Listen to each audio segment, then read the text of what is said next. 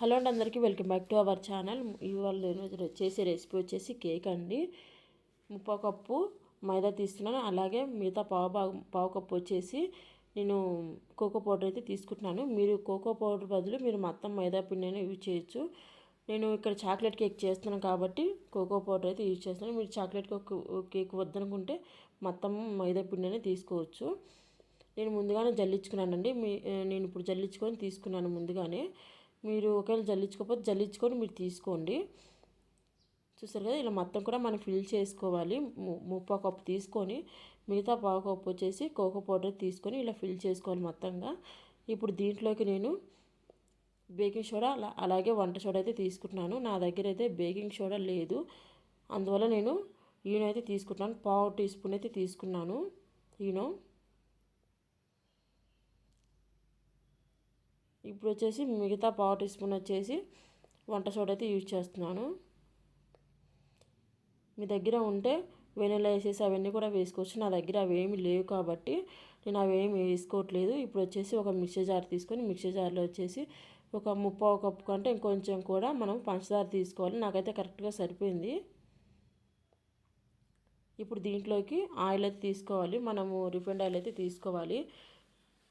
పావు భాగం అయితే తీసుకున్నాను నేను. అదే కప్పుతోటి పావు కప్పు అయితే తీసుకున్నాను. ఇప్పుడు వచ్చేసి 2 ఎగ్స్ అయితే తీసుకున్నాను.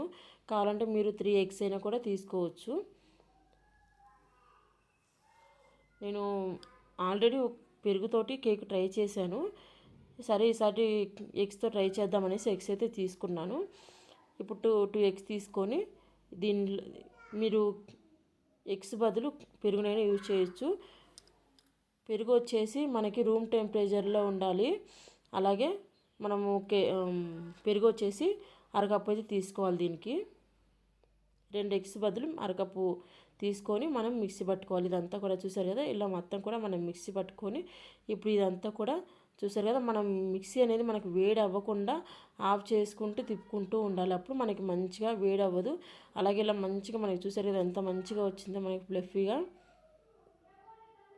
దీన్ని 1 మెథడ్లోనే మనం దీన్ని మిక్స్ చేసుకోవాలి, లేదంటే మన కేక్ అనేది మంచిగా రాదు. చూసారు, ఇలా 1 మెథడ్లోనే మనం మిక్స్ చేసుకోవాలి. మిక్స్ చేసుకొని మీకు ఒకవేళ అది సరిపోలేదు అనుకుంటే కొంచెం మన పాలు అయితే కాచి చల్లార్చిన పాలు మనము యాడ్ చేసుకోవచ్చు. చూసారు కదా, ఇలా మనకి మంచిగా మిక్స్ చేసుకొని ఇలా ఉండాలి మనకి బ్యాటరీ అనేది. ఇప్పుడు వచ్చేసి కేక్ బౌల్ తీసుకొని ఇప్పుడు ఇందులోకి 1 టేబుల్ స్పూన్ ఆయిల్ వేసుకొని ఇలా మొత్తం కూడా అప్లై చేశాను. అప్లై చేసిన తర్వాత ఇందులోకి నేను బటర్ పేపర్ అయితే వేసుకుంటున్నాను.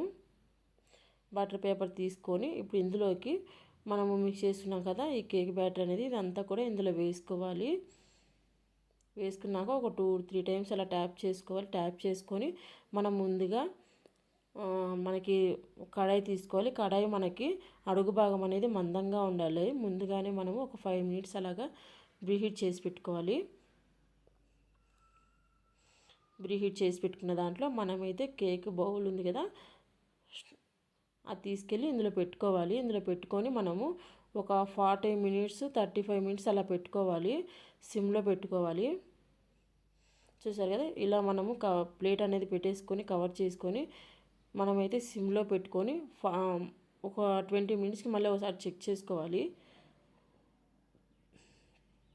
చూసారు కదా, నేను ఒక 10-15 మినిట్స్కి అలా చూశాను. ఇలా వచ్చింది నాకైతే.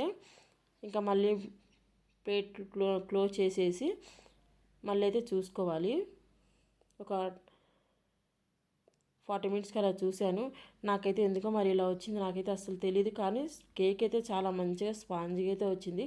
కానీ నాకు బౌల్ అనేది చిన్నగా అయిపోయి అలా పొంగిపోయిందో ఏమో నాకు తెలియదు. కానీ మొత్తానికైతే కేక్ అయితే మొత్తం ఇలా అయిపోయిందండి.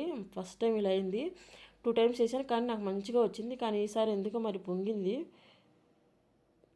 కేక్ మాత్రం చాలా ఫ్లఫీగా చాలా వచ్చింది. కింద కూడా అసలు ఏం అడుగు అంటలేదు, మంచిగా వచ్చింది. చూసారు కదా ఎంత మంచిగా వచ్చింది. అడుగు భాగం కూడా మంచిగా నాకైతే అసలు ఏం మాడలేదు, బాగుంది. కానీ ఫ్లఫీగా అంతా టేస్ట్ కూడా చాలా బాగుంది.